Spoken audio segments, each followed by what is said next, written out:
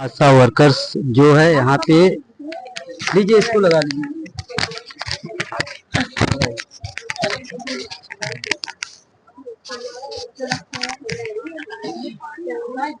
उत्तर प्रदेश आशा workers union में जुड़ी हुई हमारी समस्त ब्लॉक की आशा बहनों एवं भाइयों, हम आप सबका हार्दिक स्वागत एवं अभिनंदन करते हैं। बहनों, आज हम जितने संघर्ष किए हैं, आज हम लगभग 4 वर्ष से उत्तर प्रदेश आशा वर्कर्स यूनियन के बैनर के नीचे संघर्ष कर रहे हैं और इस संघर्ष का जो परिणाम हमें देखने को मिला है, आप लोग शायद ही समझ सकते हैं कि ऐसा यूनियन, ऐसा संघर्षशील यूनियन आज तक हम लोगों को नहीं मिला है। और इसी यूनियन के चलते आज जितनी भी वार्ता सरकार के द्वारा हुई है और जिस मुकाम पर हम पहुंचे हैं, अब मेरा यही कहना है बहनों कि इस मुकाम पर पहुंचने के बाद आप लोग अपना मनोबल मत गिराइए। अब ये समय ऐसा आया है कि हमें और अधिक अपनी जनसंख्या के साथ उतरना है, क्योंकि सरकार ने हमसे जो वादा किया था, जो हमारी 9 तारीख की वार्ता थी, जिसको सरकार ने कैंसिल किया है। और कैंसिल करने का कारण मेन यही है कि हमारी आशा बहनों का संगठन तोड़ करके उन्होंने सिर्फ यही कहा है, हमारी आशा बहनों के साथ बहुत अच्छा होने वाला है। अरे अच्छा क्या होगा, खाक होने वाला है। आपने सबका तो मानदेय निश्चित कर दिया, बता दिया कितना बढ़ा रहे हैं, लेकिन आशाओं का अच्छा होने वाला है। अच्छा क्या होगा, अब इसको हमें डट करके पूछना है कि अच्छा होने वाला क्या है। आप क्या तय कर रहे हैं, आप कितना बढ़ा रहे हैं, उसे हमें आप सार्वजनिक कीजिए और 1 अप्रैल से जो आपने कहा है लागू करने के लिए, आप उसको लागू कीजिए, वरना 1 अप्रैल के बाद हम लोग विशाल आंदोलन करेंगे। अगर हम इसी तरह शांत होकर बैठेंगे और जो हमारी आशा बहनें इधर उधर बिखरी हुई है, और मैं उनको यही बताना चाहती हूँ कि बहनों, ये हमारा अलगाव, ये हमारा बिखराव, जो हम एकजुट नहीं हो पा रहे हैं, ये हमारी कमजोरी सरकार और हमारे भ्रष्ट अधिकारी समझ रहे हैं।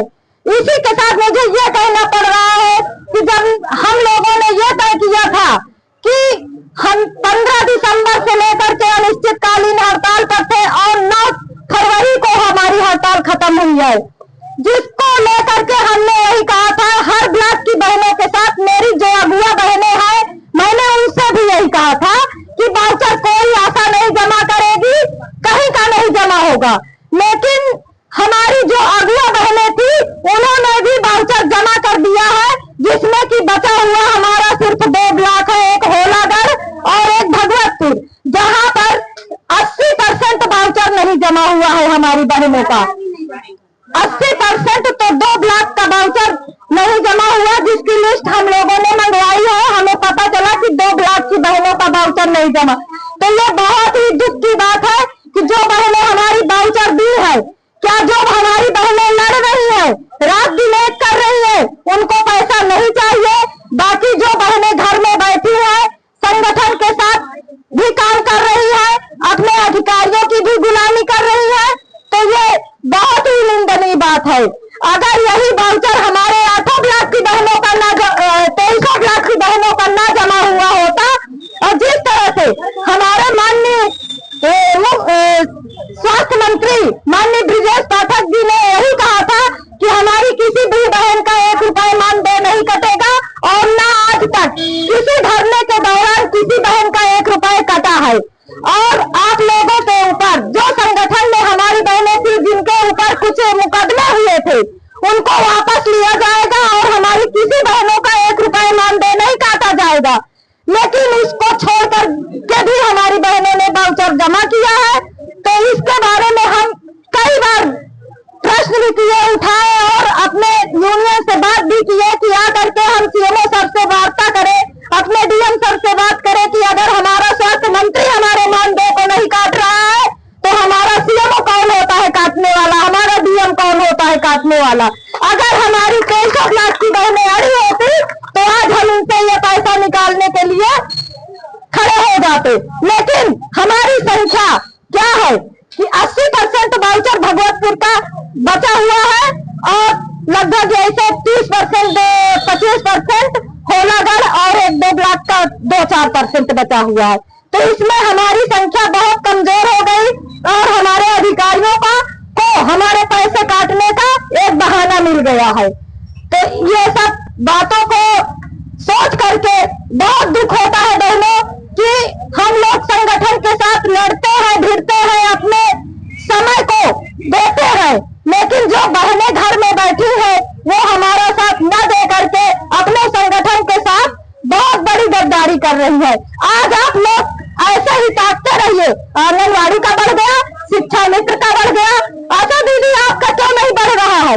आशा दीदी हमारा कब बढ़ेगा?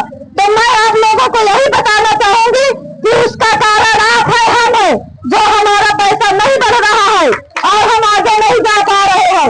आंगनबाड़ी का संगठन देखिए रात दिन धरने पे तैयार रहता है। अगर एक नेता बोल देता है कि धरना होगा, काम नहीं होगा, तो सारी बहनें बैठ जाती है। हमारी कौन सी बहन बैठेगी? हमारी तो बहन क्या है, अगर वो छुप के, अरे हमारी दीदी को ना पता चले, हम छुप कर काम कर लेंगे, तो कर लीजिए काम। ना आप लोग आगे बढ़ेंगी और ना हम लोगों को बढ़ने देंगी। हम अपने लोगों से हार जाते हैं। आज जिस तरह से हम परेशान है, मैं आने की स्थिति में नहीं थी। मेरे हस्बैंड 1 महीने से पीजीआई में एडमिट थे, लेकिन क्या इस संगठन के लिए क्या मेरा फायदा है? मैं आ रही हूँ आप लोगों के लिए। आप लोग आइए, यहाँ बैठिए सब लोग। तो मेरा यही कहना है कि अब जो हमारी सरकार ने हमसे वादा किया है हमको देने के लिए, उसको निर्धारित करे और इसके लिए हमें 1 तारीख के बाद कोई ना कोई रणनीति बना करके हमें लखनऊ की धरती को घेरना है। और नहीं घेरेंगी तो इसी तरह टुकड़े में रहेंगी और न पाएंगी और न हमारी बहनों को पाने देंगी। आप लोग गुलामी करते रहिए अपने अधिकारियों की और उन्हीं के तलवे चाटते रहिए। मेरा यही कहना है और कुछ नहीं। धन्यवाद।